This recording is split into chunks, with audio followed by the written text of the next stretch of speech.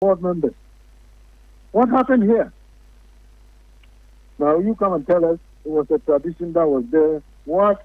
If it was, okay, you were supposed to break it. What did you do? So don't come and tell me nonsense.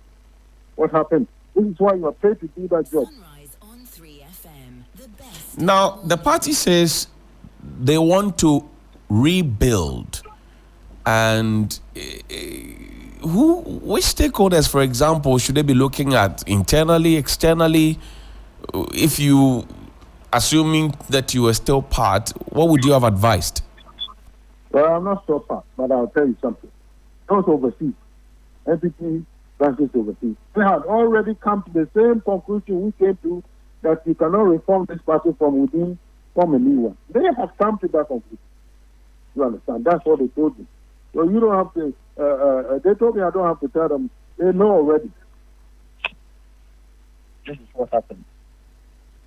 People may not say a lot of things, but doesn't mean they don't know anything. Now, in terms of the stakeholders, how well should they embed... Your call has been put on hold. Please wait. Doc. Your call has been put on hold. Please wait. Hello, Dr. Amoako. I think Dr. Amoako put us on hold. But let's talk to Dr. Bernard Tutu-Boahene. Doc, thank you very much indeed for joining us. Good morning. Yeah, good morning. Great. I'm sure you followed what happened at the Eliza Hotel yesterday after the much-long wait. What are your initial thoughts regarding the presentation of the Professor Michael Quay's report and also the intention of the party to rebuild itself? All right, Johnny, good morning to you. Good morning to your listeners. And good morning to your production team as well. Yes, I think that the entire exercise regarding the post-election analysis is something that is desirable by any political party, and it is a process that would help any political party to conduct, a kind of SWOT analysis to determine what went well and what went wrong, to equally determine the causes, for victory or loss, and as it were putting,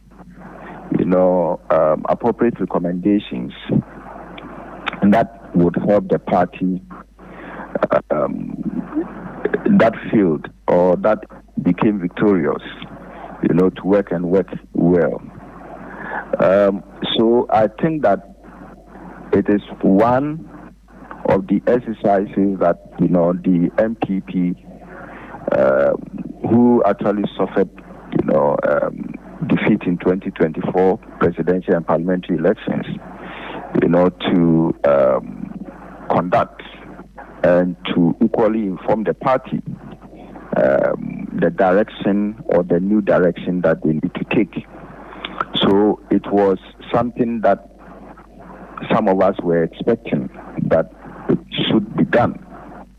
I feel also that in Ghana we have these two major political parties, the incumbent NDC and the opposition NPP.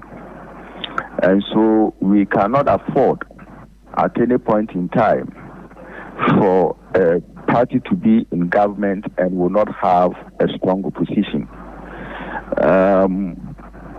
Strong opposition in terms of, responsible opposition, to build this country and to put the government in power on its toes. So it is one exercise that I think that when the NPP does it and does it very well, it will also put them within that tangent. For me, I feel that the report itself will not be a problem, but the content of the problem of the report is what probably would determine whether the NPP would become an efficient, strong, vibrant, and a responsible opposition party. But then, Doc, it is not possible for you and I to see the report, is it? Because we understand there's only one copy, and that copy will be kept under lock and key for those who need to know it and to see it on that basis. Yeah, so I am not looking at making the content available to the public. Why not? Why not? Media. No, Johnny, I'm building a point, so if you could allow me to I want to understand why you do not think that the report should not be made available to the public. No, that is the position of the party. And I am equally not in the position to judge, because I'm not in the position of authority to probably say that what they have done, is right or wrong. My view is that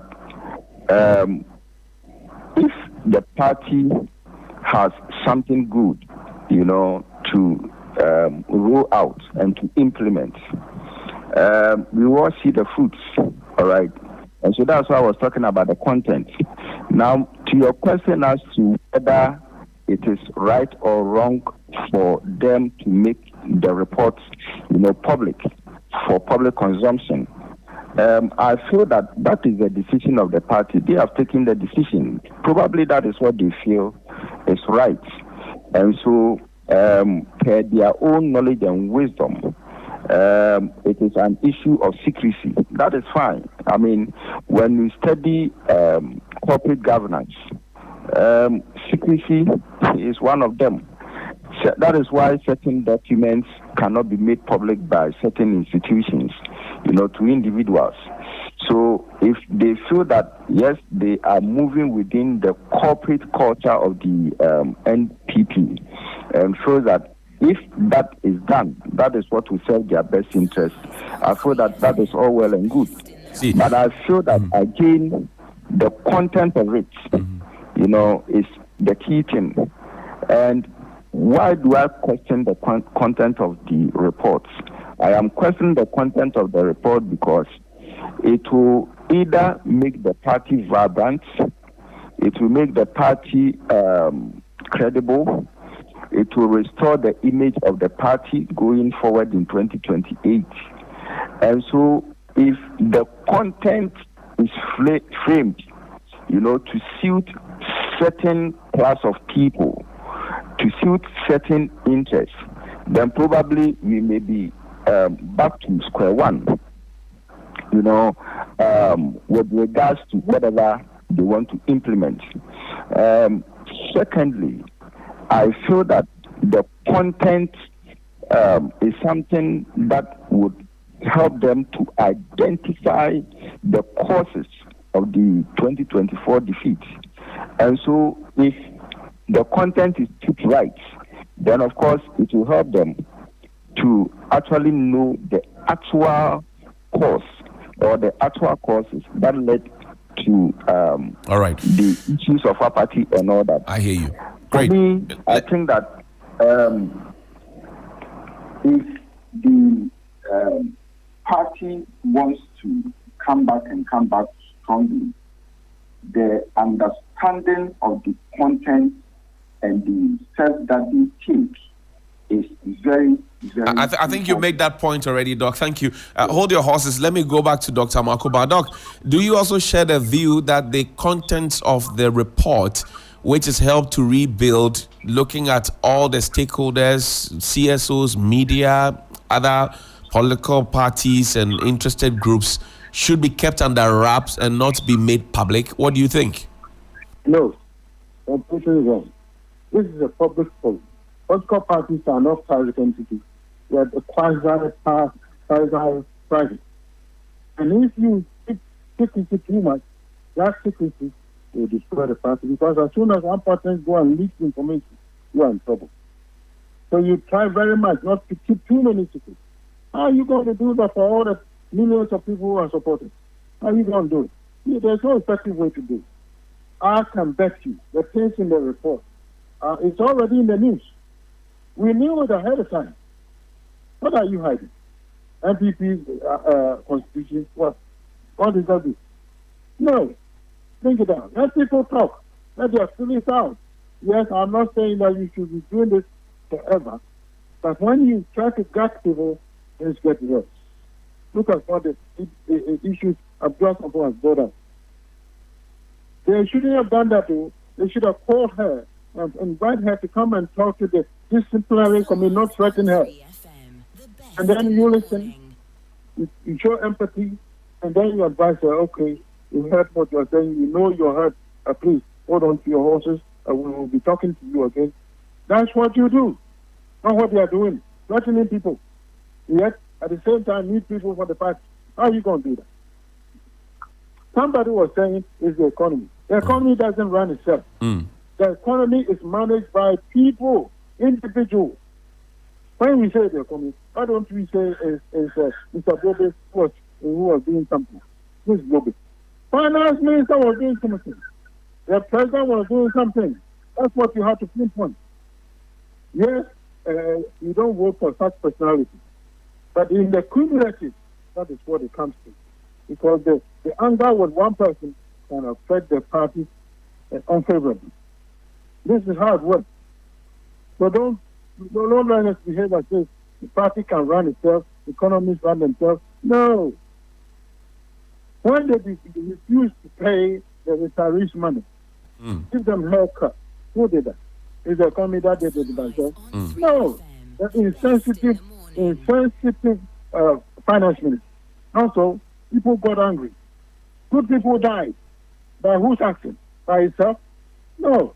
So don't talk as if the economy does it automatically. But the government explained, the government at the time explained that there was COVID, Russia, and Ukraine crisis. That's bullcrap. You understand? It's enough. That is a dead horse that should be left alone. The whole world wants to do that. Yes, I agree. Things slow down because if things slow down in other countries, the first time. But in the main, Ghana got more money because of COVID, no less. What happened to it? The Ghana, NPP was the finance minister who told the parliament that we should thank World Bank for giving us money for COVID.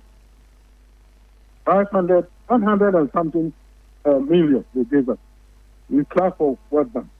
It was about 1 week later when the country representative World Bank came and told us that they did not give us 100 million. They gave us 500 million. Where is the money? This is what Arena was asking. Where is the money? They're stealing everywhere. Stealing. Already we've forgotten what has happened to us. What is the use of the reporting? If you can't remember things that happened recently, you have to be told everything again? No. And so please, if you are talking about these issues, talk about it properly for people to know. It is people who make decisions for the country. This is why we elect people. Why we elect them for do nothing? No. They are the one who is going to stay the affairs of the nation. And if they don't do it right, it goes back. When they do it right, it goes well. And I'm telling you today, if you get the right people with the right knowledge, you can fix this country in no time at all. And if you are picking people based on popularity or how good he is, how short he is, how tall he is, we are not going anywhere. That's very simple.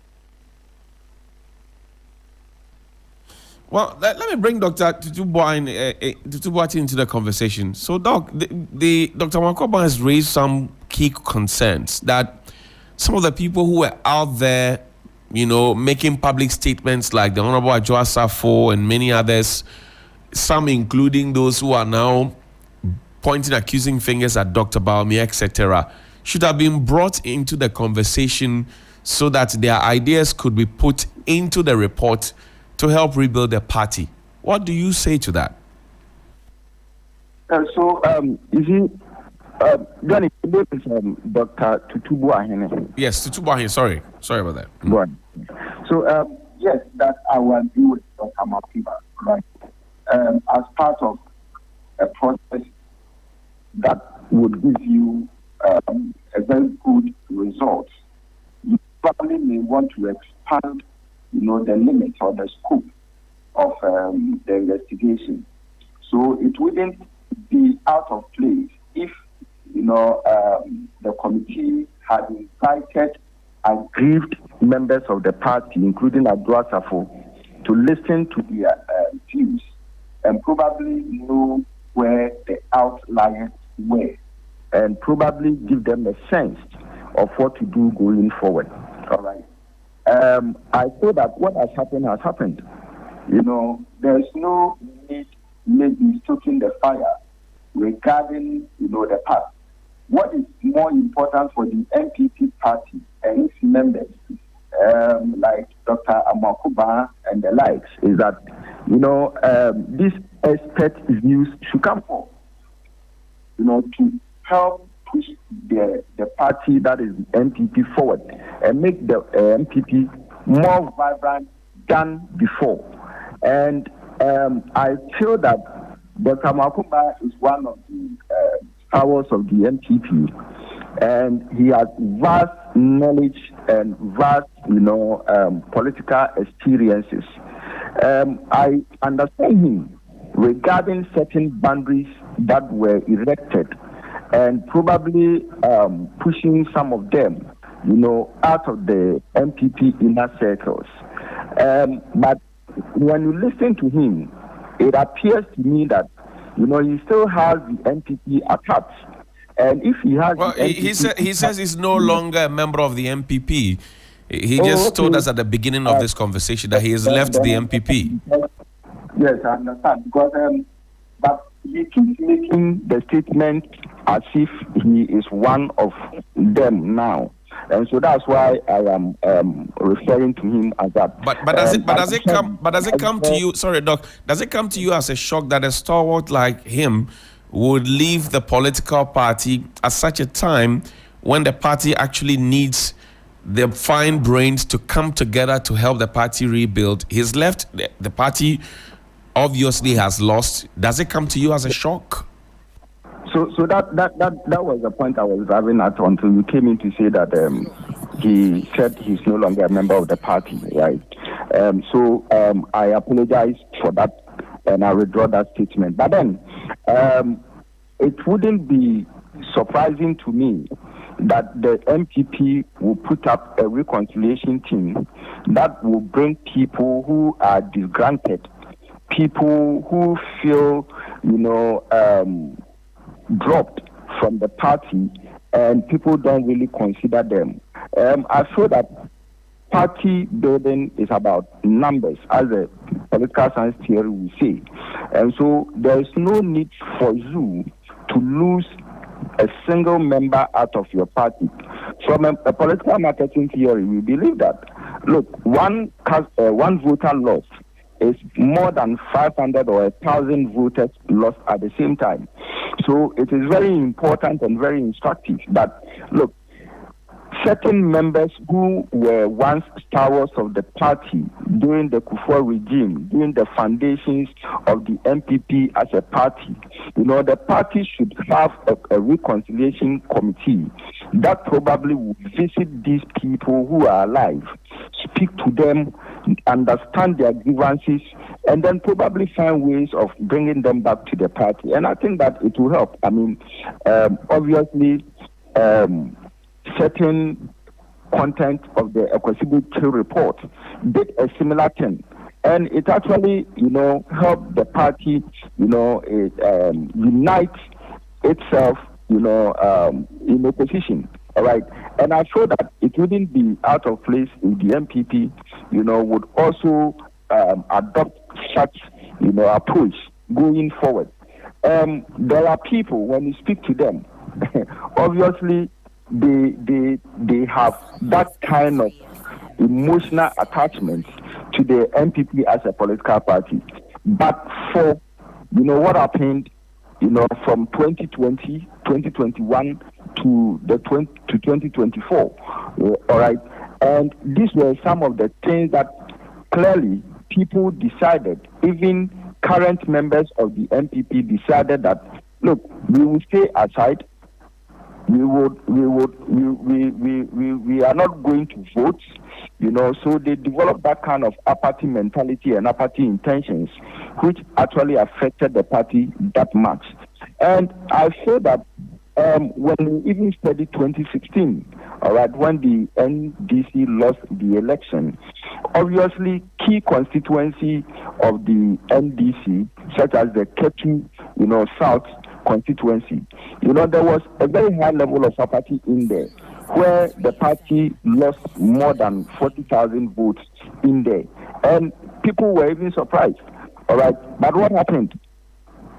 After the election, now President JDM visited the constituency. People went in there. There was a committee that had to reorganize at the constituency level. And what did we see in 2024? All right, so it is not out of place if the NPP can replicate, such methodology, but and then approach it very well, going forward. Because the NPP must come clear as a strong opposition party. All right, we can't afford, to lose them. It wouldn't help us in any way. So Doc, let me ask you this. You tried to draw parallels between 2016 and 2024 and the aftermath of both elections. Now, in 2020 and 2016, for example, when the NDC lost elections, you didn't see them attack the press. You didn't see them openly threaten people. You didn't see them openly take a certain boisterous posture as you see today. The third vice chairman is on record on another sister station saying that yesterday he deliberately pushed down the microphone of Media General TV3, and the next time it will be to beat anybody who turns up in the name of Media General. That is not how to rebuild, is that? Yes, I will not subscribe to that kind of behavior. All right. What probably some people within the NPP should know is that every individual, including party members, party leadership, whether you are a ward executive, whether you are a constituency executive, whether you are, a regional or national executive, whether you are a presidential candidate, vice presidential candidate, you are an ambassador of that political party. Your actions and inactions are being observed. All right. And what it means is that these actions and inactions determine people's behavior, the love and hate that people may develop for your party. So it is very important for political party followers, advocates, and the likes should learn to adopt a positive approach to all stakeholders within the democratic divide. And that is what probably will help shape the credibility and image, of a political party. What I want to say here is that, you see, if you have an enemy and you feel that this person is an enemy, get closer to that individual. Don't just rule out your relationship with that individual. Whatever it is, you may need that evil one day. And so for me, I take exceptions to even, I don't even agree to the decision that the MPP probably would single out Media General and say that, look, we don't want to work with you. I mean, the NDC did same to UTV and the Despite Media, and it didn't really help. But finally, the NDC went back, speaking on it, because they needed that. You see, the media is a partner when it comes to political communication and all that. And political communication is a very key thing when it comes to party politics. All right. So your success and failures depends on media communications and all that. And so I feel that it was not. It is wrong in the first place for any political party to disassociate itself from any media house. Yes, media houses may have an agenda. They may have story framing and all that, which probably may not be in your interest. But what do? You need to also come up with clear, storylines that will also prove to that media house, that you are a solid political party. Running away from a media house is not a problem solver in any way, and I feel that I will actually, use your medium to appeal, to the management of Media General and the management of the NPP to sit down and talk this issue out, because I feel that it is not something that will help either of the parties in any way. In as much as political parties need a media house, the media house clearly also needs a political party to work and to function very well. All right. So I think that the two parties should come together to settle this. And I also feel that certain boisterous behaviors, that are emerging in our political scenes, especially within the ranks of the NPP NDC, I think that these behaviors should be checked. All right. Party politics is about winning power, and winning power doesn't mean that probably you use power excessively, to abuse the rights and privileges of other entities. It is not good. I mean, looking at the direction that we are taking in our body politics, I mean, voters are becoming too cynical. They are becoming, retaliatory. And if you are not careful, your actions, they will retaliate and they will punish you. All right. So I feel that, look, it is very important. I mean, that some of us, where we are seated and the things that we are observing between the conflict between NDC and NPP, there should be an amicable solution to this. But let me ask you, Doc, maybe finally before I let you go, that do you get the sense and do you feel the vibe, as they say on the streets, that the NPP has acknowledged its defeat in the elections and is ready to go into conclave completely so that they can bounce back strongly? Has that point been sent down to those who matter so that their actions publicly will demonstrate same?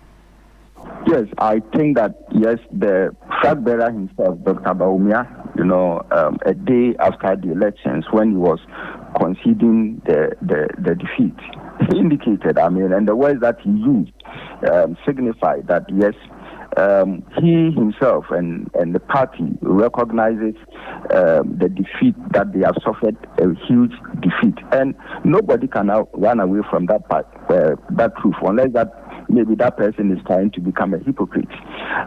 But I feel that under this circumstance, you should accept that, a beating has taken place, and the beating was so huge. It has actually created some indelible marks, on your body. And so you cannot run away from that when those indelible marks are too visible for people to see. And what is very much important is the fact that in as much as we have suffered defeat, like Azuma Nelson going into a boxing and then suffering defeat, we all saw it, all right? But he came back strongly, trained, and then went back and defeated that opponent. Great. I mean, it happens in boxing, it happens in football, it happens in any sport, all right? And so what I feel is that this one, you cannot say that you didn't suffer defeat. If you didn't suffer defeat, you would have still been in power, all right? And the figures are also clear to show that the margins were huge. So you can't deny that fact. And you see, my only problem is that when you sit back and you look at certain accusations, within the party. All right, sir. Leveling, accusations against the flag bearer and all that.